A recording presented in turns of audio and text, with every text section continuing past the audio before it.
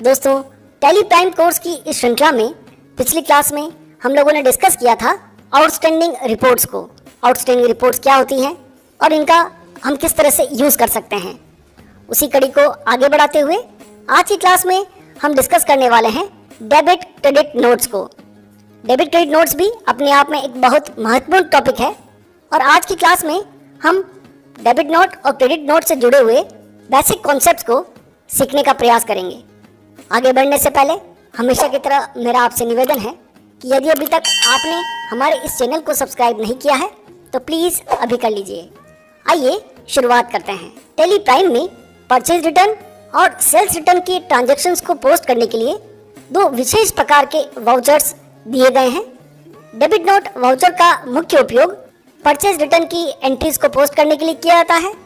इसी तरह से क्रेडिट नोट वाउचर का मुख्य उपयोग सेल्स रिटर्न की एंट्रीज को पोस्ट करने के लिए किया जाता है।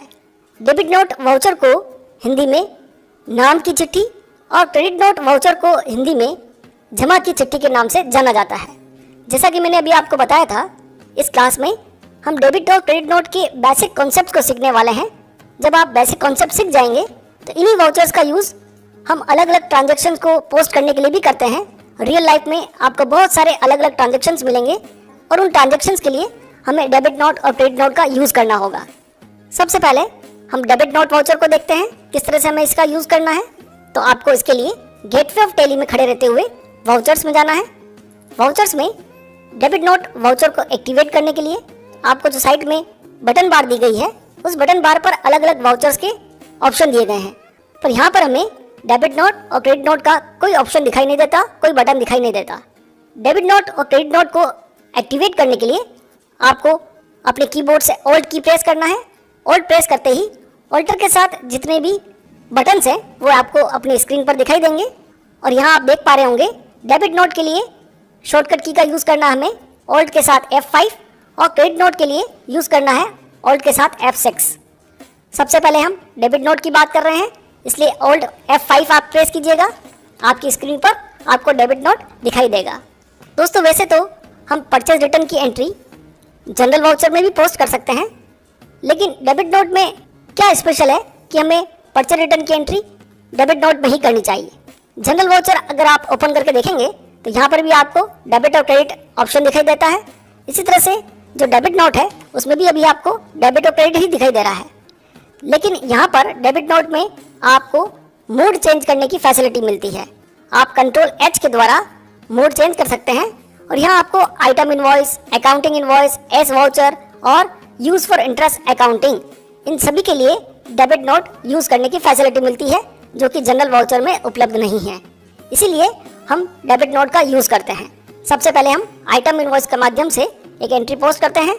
मान लीजिए हमारी एक पार्टी है राज इन्फोटेक।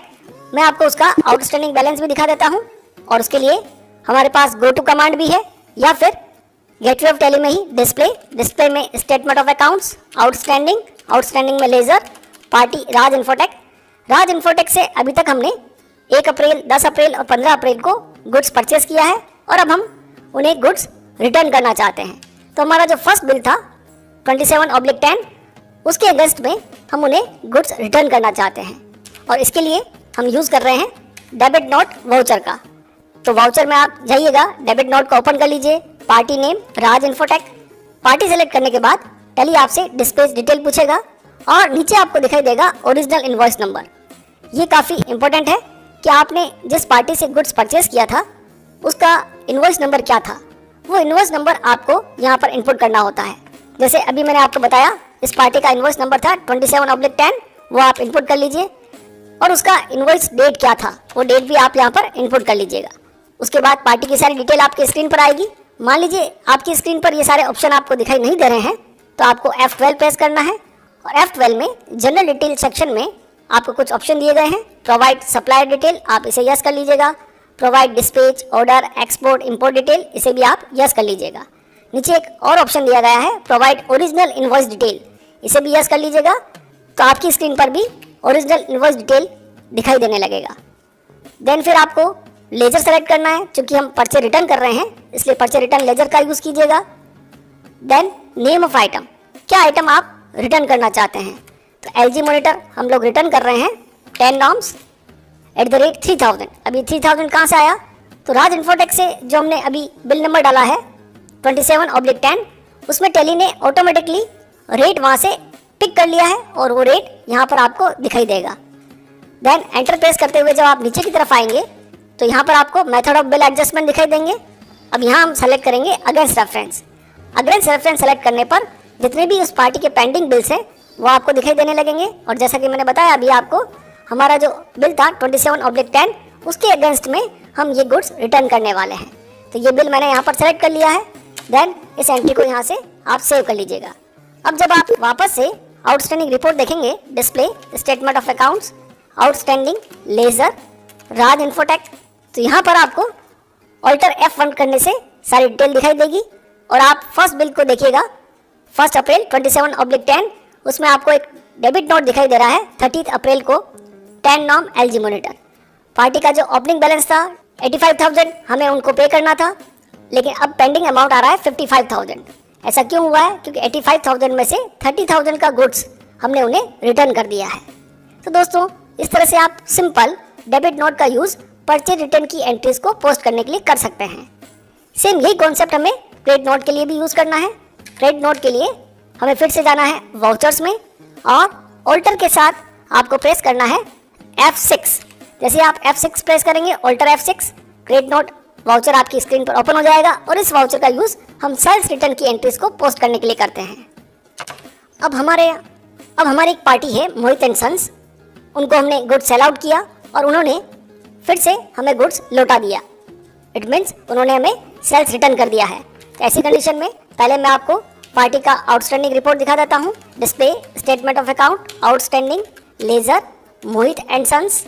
मोहित एंड सन्स के 3 बिल हैं, उनमें से लास्ट का जो बिल है 15 अप्रैल का 99/21, इसमें हमने उन्हें 50,000 का गुड्स सेल आउट किया है और इसमें से उन्होंने 25,000 का गुड्स फिर से हमें रिटर्न कर दिया है। इस कंडीशन में हमें क्रेडिट नोट इशू करना होगा और उसके लिए आपको जाना है वाउचर्स में। वाउचर्स में क्रेडिट नोट आप ओपन कर लीजिएगा ऑल्टर F6 के साथ, party account name Mohit and sons. Then यहाँ पर original invoice number 99/21, date 15 April, party detail और लेजर में हमें यूज़ करना होगा सेल्स रिटर्न। सेल्स रिटर्न का एक लेजर हम क्रिएट कर लेते हैं under group sales account.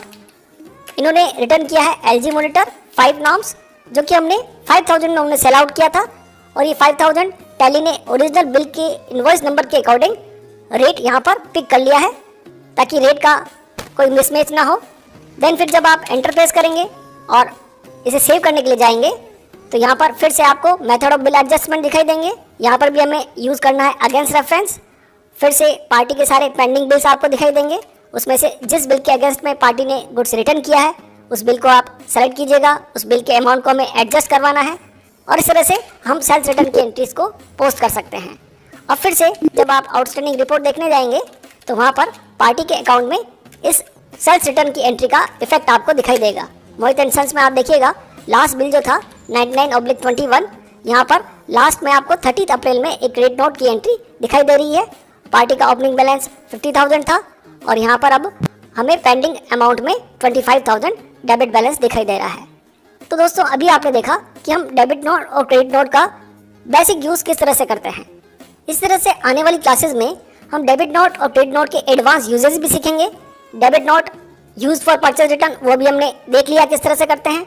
Debit note for discount received on purchases, और उसमें भी 2 तरीके हैं। यदि आपको परचेस पर डिस्काउंट रिसीव हो रहा है और आप चाहते हैं कि आपकी स्टॉक वैल्यू उस डिस्काउंट के अमाउंट से रिड्यूस हो जाए, कम हो जाए, तो वो किस तरह से करना है।